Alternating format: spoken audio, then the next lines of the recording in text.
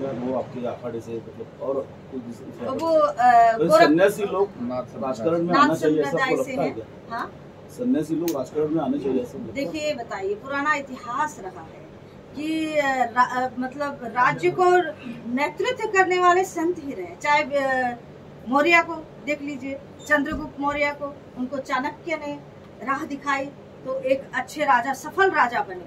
तो ये तो संतों का काम है, राजनेताओं को जरूरत पड़े तो आप भी राजनीति में आएंगे? देखिए राजनीति से तो हमारा कोई समाज को जरूरत पड़े तो हम नेतृत्व जरूर करेंगे। जो सच्चे हिंदू राष्ट्रवादी हमारे नेता होंगे उनके नेतृत्व में जरूर रहेंगे, लेकिन अभी पद को लेकर अयोध्या में राज ठाकरे का किस प्रकार से स्वागत किया काम करेंगे? देखिए मेरा तो कर्म भूमि रहा है महाराष्ट्र, और इसके अंतर्गत में कभी भी लड़कियां प्रताड़ित हुई है तो शायद आप भी हमारे साथ थे। एक लड़की की जो बहुत बेरहमी से मारा गया था, तो मैं फ्लाइट पकड़ के आई थी, उस लड़की को न्याय दिलवाया था। तो ये तो मेरा रहा है, और महाराष्ट्र के लिए अगर कुछ ऐसा जरूरत मेरी पड़ती है तो मैं बिल्कुल हाजिर। Thank you. एक मिनट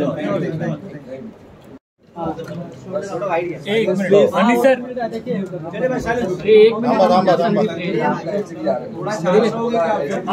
एक टेबल जरा सेटल हो जाना। एक मिनट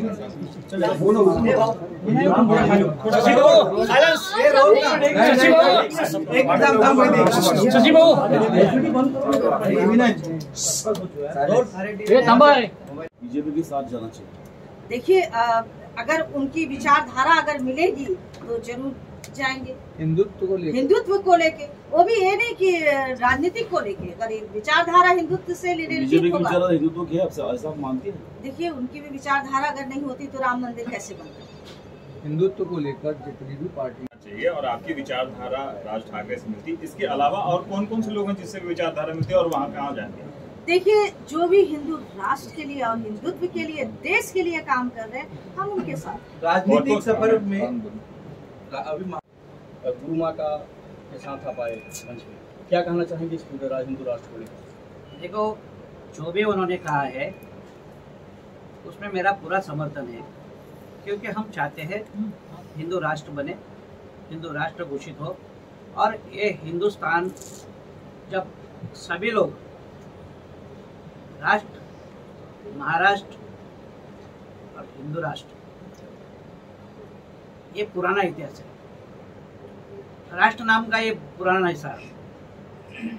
तो आज हम इसको ज़्यादा बड़ा उठा के नीचे बैठना उससे अच्छा है आज सब लोग ने हिंदुत्व के लिए खड़ा हो जाना चाहिए। हिंदुस्तान हमारा है, ये नारा हमारा है, हिंदुत्व हमारा है, और हिंदुत्व के अंदर हर व्यक्ति इसमें जुड़ा हुआ है। यदि अगर अपनी श्रृंखला को सही तरीके से हम देखें तो सभी हिंदू है, इसलिए हिंदुत्व को स्वीकार के घर घर में अपना ध्वज लहराना चाहिए। जब हम देखते इस देश के अंदर सभी प्रकार के कानून हैं,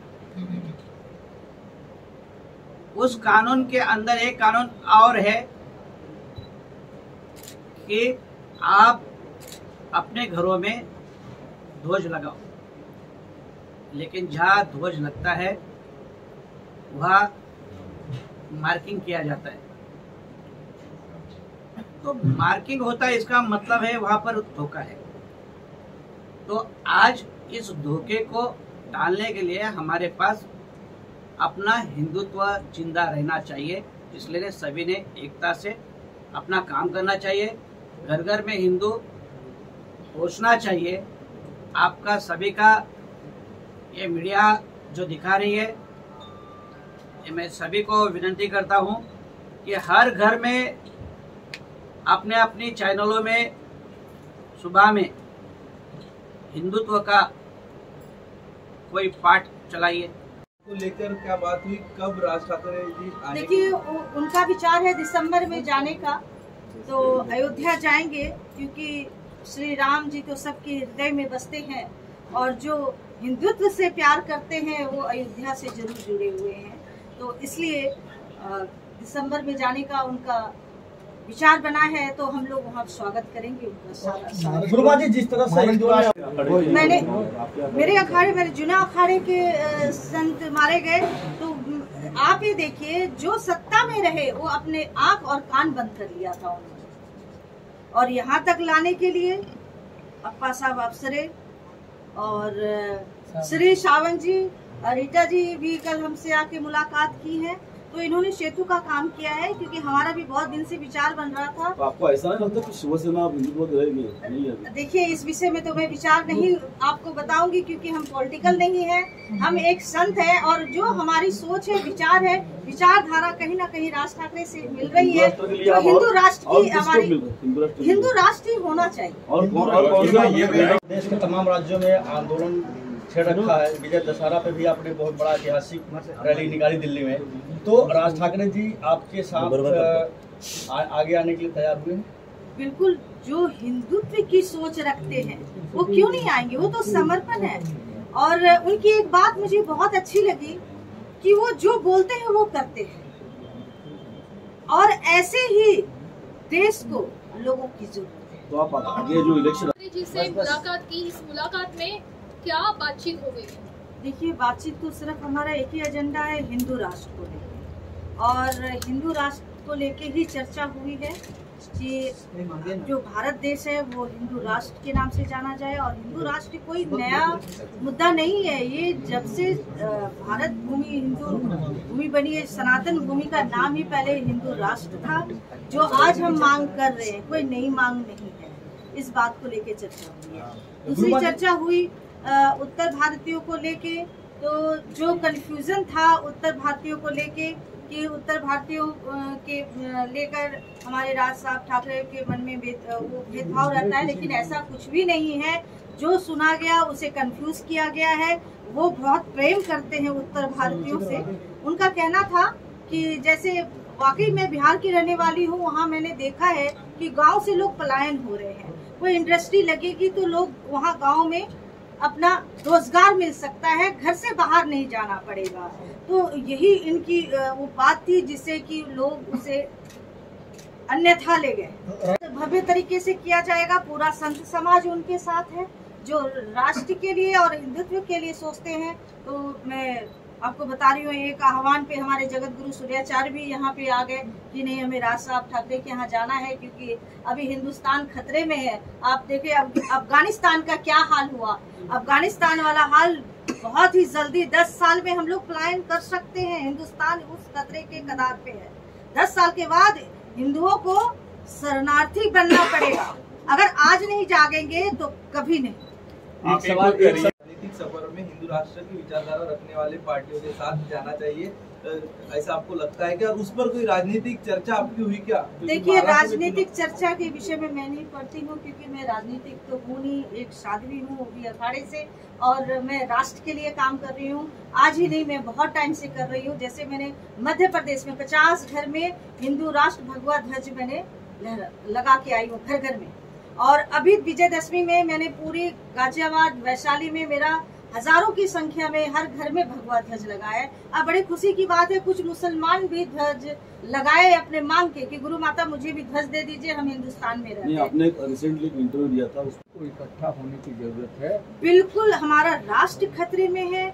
बिल्कुल, जितने भी हिंदुत्व विचार रखने वाले पॉलिटिशियन हैं, सबको इकट्ठा होना चाहिए और सबको एकजुट होके हिंदू राष्ट्र का, जिस तरह आपने देखा होगा राम मंदिर के लिए लोग इकट्ठे कैसे हुए, सब समर्पित थे, वैसे अगर हिंदू राष्ट्र के लिए सब इकट्ठे हो जाएं तो ये जो भारत भूमि पहले भी हिंदू राष्ट्र था, वो हिंदू राष्ट्र घोषित हो जाएगा। जैसे गुरुमा अभी ऐसा है कि इलेक्शन आ रहा है तो कहीं सारी पार्टी बोलती है नया मुद्दा हिंदू मुस्लिम का आ रहा है, तो उसके लिए देखिए, मैंने तो उनके कभी भी ये विचार में नहीं देखा कि हिंदू मुस्लिम हो तभी जब इलेक्शन हो तभी। जो हिंदुत्व की सोच रखते हैं, हिंदुत्व के विचार रखते हैं, उन्हें इलेक्शन से कोई लेना देना नहीं होता। इलेक्शन में वो लोग ये मुद्दा उठाते हैं हिंदू मुस्लिम का, जो अपने सीट के लिए अपने देश को खतरा में डालते हैं। देखिए, अभी पालघर में जो पहुंच रहे हैं, चाहे टूरिज्म के हिसाब से या काम धंधे के हिसाब से, वहाँ पर लोग मारे जा रहे हैं। लगातार पिछले 10 दिनों से खबरें आ रही हैं उसको लेकर के। और दूसरे जगहों पर इसी सिक्किम में भी सेम इसी तरीके से था, जब यूपी बिहार के लोग वहाँ पहुँचे तो वहाँ मारा पीटा गया। यहाँ पर भी यही कंडीशन रही।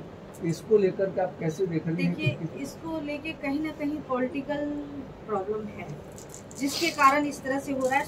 और ये भी बात है कि कश्मीर आज से ही नहीं जल रहा है, आदिकाल से जल रहा है। ये नेहरू जी और गांधी जी का किया धरा है। अगर पाकिस्तान को अलग नहीं करता तो आज कश्मीर क्यों जलता, ये बताइए। वो भी हमारा हिस्सा था, सिंध भी हमारा, हिंद भी हमारा, तो क्यों अलग किया गया भाई? आज देखिए, अफगानिस्तान भी हमारा था ना, जिसे आप गंधार के नाम से जानते हैं। तो रेखा जब खींच दी गई तो परेशानियां तो आएगी, तो कौन झेलेगा? जो बीच में है। बीच में क्या है? कश्मीर है, और कश्मीर को सभी लोग अपनाना चाहते, विवादित बना दिया। तो ये तो नेहरू जी का काम है। तो इसलिए इस पे ज्यादा चर्चा ना हो। हमारा सबसे बड़ा एजेंडा है जो हिंदू राष्ट्र को लेके है, कि हम आगे जब भी बढ़ेंगे हिंदू राष्ट्र को लेके। जगत गुरु जी, आप क्या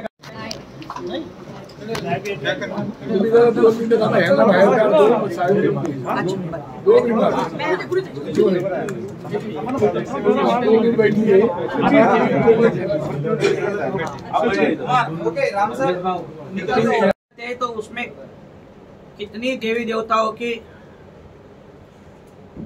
इंसल्ट के जाहिरात आते हैं, वो मत दीजिए, उसको बंद करिए।